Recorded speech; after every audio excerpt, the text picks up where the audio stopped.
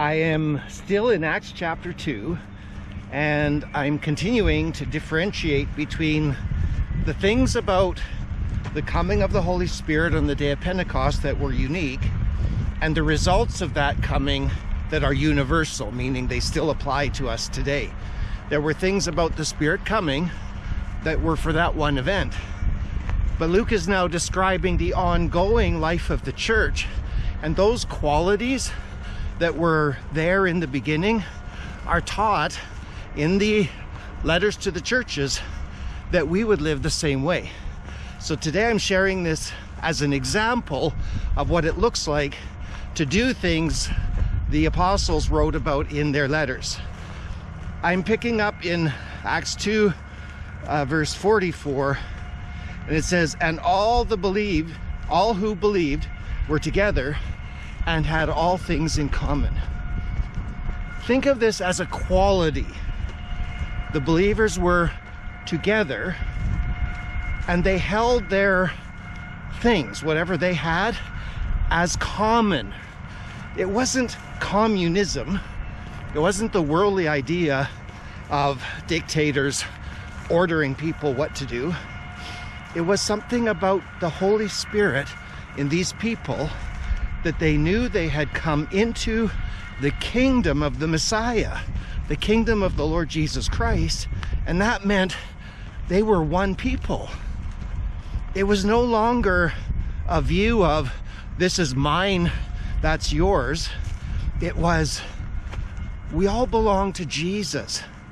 What has He given each of us that we can use to glorify our Savior and bless this church? It wasn't imposed on anybody. We'll see this develop, that this never was people signing over anything to somebody else. It was a way of thinking that they wanted to be together, and they treated what they had as theirs to use for the common good. And it says, and they were selling their possessions and belongings and distributing the proceeds to all as any had need. As we have this new church, we're going to see that there were needs. Some people needed things financially that other people didn't need. And what we see is a mindset or a way of thinking and feeling where the church was in the kingdom of God. It was the one body of Christ, and everybody cared for each other. And again, none of this was prescripted, none of it was demanded. It's the way the people were wanting to share what they had so that everyone was taken care of. And this is what I got to just this morning. And day by day, attending the temple together and breaking bread in their homes, they received their food with glad and generous hearts. I could not get past the first part of that. And day by day, attending the temple together. I looked up the words. I wanted to know, what does attending mean? And I realized it means the exact opposite of what an attendee is. In my North American church experience, my experience of someone we call an attendee is somebody who attends. They just come. They sit in the pew. They'll be there for a service. They'll sit there. They'll say, "Hi, how are you? Thank you very much," and carry on their way. No participation. In what Luke said, the word he chose there means the exact opposite of that. It means to be so determined, so persevering in togetherness that they are devoted.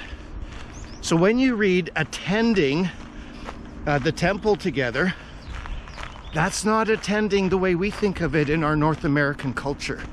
It is a level of participation that was of the Spirit. They were absolutely devoted to the body of Christ, and one of the ways that showed was gathering together in the temple.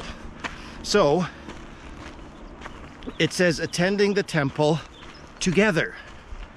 The together there doesn't just mean they were in the same room. Again, Luke used a word there in the Greek that signifies a oneness. Later it's called a unity of heart and mind. There's a oneness in Jesus' church, and these people were showing us what it looks like. I'm sharing this because when you think, what is it like for us to attend the largest setting of a church, meaning the church of your community, not the church you meet in, but the church of your community. If you thought of where the church of your community could meet, your whole church, there's a civic center in Merritt that I think the whole church of the Nicola Valley could meet in. And the point is that it was in that setting, the largest setting, all the believers, not just a select group, all the believers, they were attending together. They were coming in devotion. They were coming in one heart, one mind, because they were in the kingdom of our Lord Jesus Christ. They belonged to him. They had left Judaism. They had left the culture and religion they'd grown up with. They'd been transferred out of the domain of darkness and delivered into the kingdom of God's beloved Son. They had redemption, the forgiveness of sins, and there was no division because everyone was the same. They were disciples of the Lord Jesus Christ.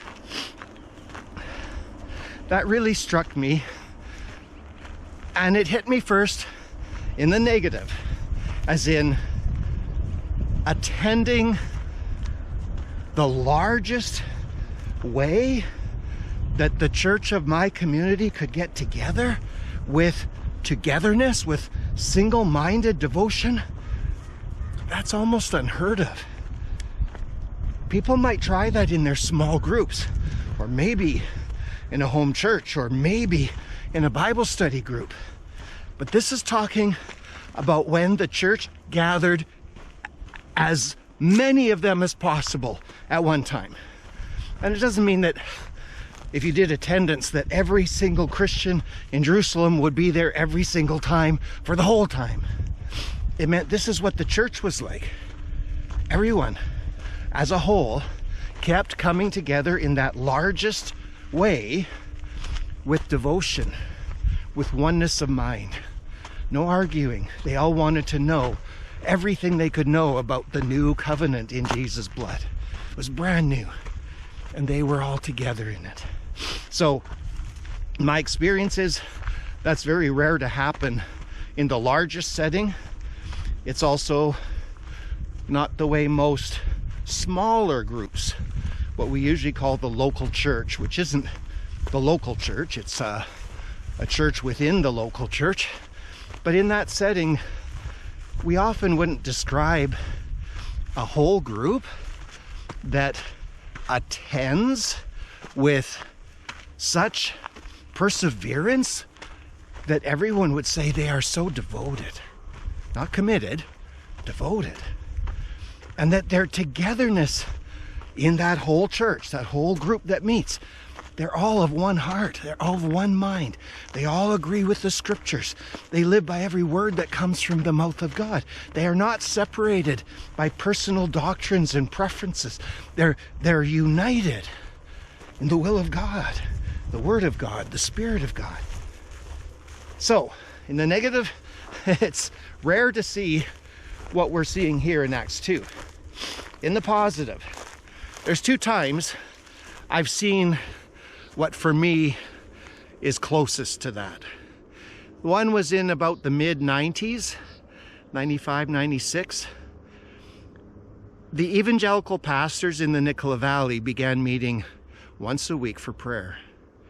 We would begin our meetings by sharing what we're learning in the Word of God, and then we'd pray for all the groups that we represented, and it began to feel like we were one. If anyone had walked in on that meeting, they would never have guessed we were from, I think it was 4 different church groups, because we were together, we were devoted, and we were of one mind about what God was doing. It was wonderful. It lasted, I think, a couple of years. It resulted in those churches all coming together regularly for one group events. It was amazing. And then, of course, a change of pastors brought men that didn't want that, and it got shut down. But I know it can happen. The second time was when I watched God lead us into home church ministry. And it happened because people in a stagnant church that was run by power brokers started to get in the Word of God and prayer as I'd never seen before. And as they did so, God led so that we began meeting together in a home church. Totally surprised us all. But it was this kind of devotion. They wanted to be together all the time. They wanted to share what God was speaking about in His Word. They wanted to pray about it. There was a oneness of heart and mind. And very sadly, that also wore down as people switched the focus from Jesus as head of the church to what they wanted in a church. I come to this today, and I'm hungering and thirsting for this righteousness. I want to see in my community one church, one body of Christ, coming together, loving to be together in oneness. Not every denominational distinctive, but wanting to be one in the Lord Jesus Christ. So today, how do I join God in what He's speaking to me about? Well, first of all, I agree that even with all the heartaches I've seen of this being destroyed, which we'll see in the rest of the New Testament happened time and again here as well, we who hear Jesus' voice need to agree that in our community, Jesus would be most glorified when all the Christians come together as one. And we need to seek that. And then look today. Here's what I'll be doing is I'll be looking, does God give me any Christians to talk to promote this kind of oneness, unity, togetherness? Folks, make sure that you're not telling God you have restrictions on what He can do. That's what shuts this down, is self-protection and personal ambition that turns it from Jesus by His Spirit leading His church to what each person wants to have. We are most satisfied in our lives when we are surrendered to the will of God and want to find all our joy in Him and in Him with His people. How is God speaking to you about this? Because it's there in His Word. How are you going to join Him in that work? Watch for what He does next.